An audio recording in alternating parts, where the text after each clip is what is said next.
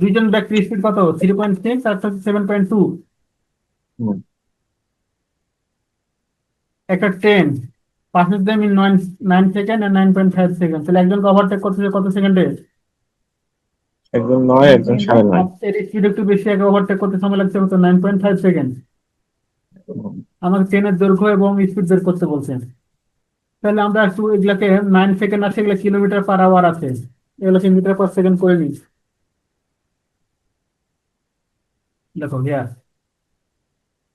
3.6 kilometre per hour সমান 3.6 into 5/18 সমান কত পাচ্ছি? 1 metre per second. 7.2 kilometre per hour সমান 7.2 ইন্টু 5/18, এটা হচ্ছে 2 মিটার পার সেকেন্ড।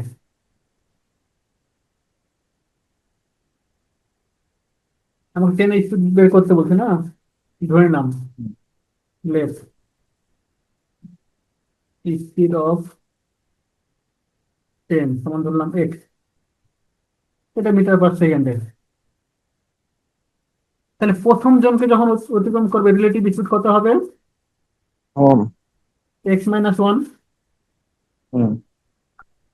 আচ্ছা, x-1 এটা হচ্ছে স্পিড, সময় লাগছে কতটুকু? সময় লাগবে 9 সেকেন্ড। 9 সেকেন্ড। তাহলে এটাকে বলতে পারবো না ট্রেনের দৈর্ঘ্য, কারণ হুম। একটা ব্যক্তিকে যখন অতিক্রম করে তখন ট্রেন ওই নিজের সময়ের মধ্যে যোগ্য হতে। যেটুকু যাবে সেটাই ট্রেনের দৈর্ঘ্য। হুম। আবার দ্বিতীয় ব্যক্তির ক্ষেত্রে রিলেটিভ স্পিড হবে x-2, সময় লাগছে কত? Nine nine point point five five এটাও তো ট্রেনের দৈর্ঘ্য। হুম। তাহলে দুই ক্ষেত্রের দৈর্ঘ্য সমান। তাহলে এখান থেকে আমরা লিখি 9x-9 সমান 9.5x-19। তাহলে এখান থেকে পাচ্ছি 0.5x সমান হচ্ছে কত? 19, আর এদিকে 9, তাহলে থাকতেছে কত? 10, বা x সমান হচ্ছে 20। তাহলে আমরা ট্রেনের স্পিড পেয়ে গেলাম কত?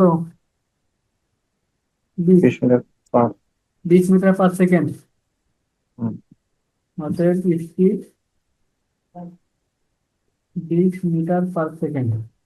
এখন আমাকে বের করতে হবে কি লেন্থ, তাই না? হুম। লেন্থ যে কোনো একটা জায়গাতে মান বসালে পাবো।